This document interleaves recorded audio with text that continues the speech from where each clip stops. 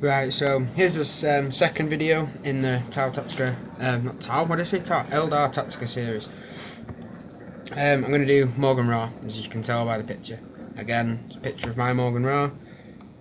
So Maugan Ra is actually one of my favourite Phoenix Lords because I think he's the most usable. He looks fantastic. I love the model. His abilities are very, very good.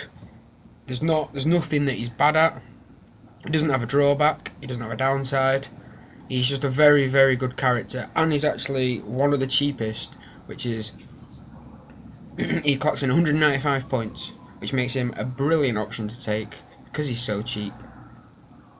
So get down to some war games, some tactics. Okay, Maugan Ra is equipped with the Maugan Ra, that big ass gun that you can see in the picture, with a built-in executioner on the end.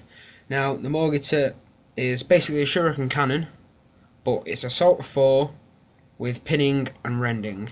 Now that is an immense weapon. An assault weapon, 4 shots, high strength, pinning and rending. Just brilliant. That's the best gun in the Eldar Codex, I think. And the built-in execution on the end is a power weapon, and it gives him +2 strength. So he's even good in combat with strength 6 power weapon. Not many attacks. He gets 5 on the challenge, 4 base, but strength 6 power weapon. Need I say more? So he's great. Obviously he's subject to the Disciples rule, so you have to field him with Dark Reapers, but who cares? Dark Reapers are a fantastic unit. You know, they can take on anything. Those 2-shot AP3 Reaper launchers, stick him in there. He protects them from combat with that executioner. He's actually a very, very handy character to stick with the Dark Reapers. You can keep a Farseer nearby to guide them, and they're going to of course have it. That's the tactic I used to run. Maugan Ra and Eldar Ulthuan as my HQ. Dark Reapers just sat in cover with Maugan Ra, just pounding shit, and they just messed shit up. That's what they did. So he comes with the crack shot and fast shot ability. If you're going to use him, and I'd always recommend using fast shot. It gives him that extra shot. I mean, 5 shots with a strength 6 pinning and rending gun is just brilliant. You know, increases that more chance of getting rending, increases your chance of causing a wound, making him take a leadership test for pinning, and obviously more chance of killing things. I only take crack shot against sort of lesser, low armoured opponents, like your Imperial Guardsmen hold up in buildings, Tyrannid Hormogaunts and Gaunts running through cover, Orc Boys running through cover, things with a low armour save, less than 5. Because then he'll take them down with no armour save. So, crack shot and fast shot is really scenario depending, but I think fast shot is a lot more reliable. It will sort of work for you every time type of ability. So, always use fast shot. That extra shot is brilliant with Maugan Ra. So, like I said, he's one of the cheapest. So at the moment he's looking like he's value for money. He's a great character, great abilities.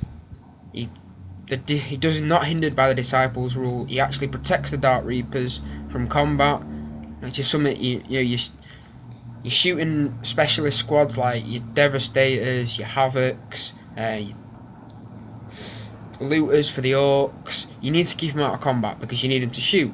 Like you say, the Dark Reapers, shooting specialists for the Eldar, so you want to keep them out of combat. And if they do get into combat, Maugan Ra will help end that combat quicker with his strength 6 power weapon. Some drawbacks to Maugan Ra, however: no invuln save. Obviously, 2-up save is good. You stick him in cover with the Dark Reapers, he's going to get a cover save, but when it does come, if he does get into combat, having no in-one save can let you down. You know, power weapons are going to slice right through you. He's not got an incredibly high toughness, can be vulnerable. You can't be easily killed by a power fist, however, which is a good thing. But on any character, I think they should always have an invulnerable save. They're too important, too expensive not to have them on. Another drawback, it's not much of a drawback, it's just the fact that rending is now not as effective as it used to be. Back in 4th Ed, when armies were just chock full of rending weapons. I mean, before rending was worse, this guy took down 3 hammerheads in one game, making back his points, 300% of his points. You know, back when the tower used to run the old 3 hammerhead list, 195 points each, he killed all 3 of them using rending. So he's made 300% of his points back.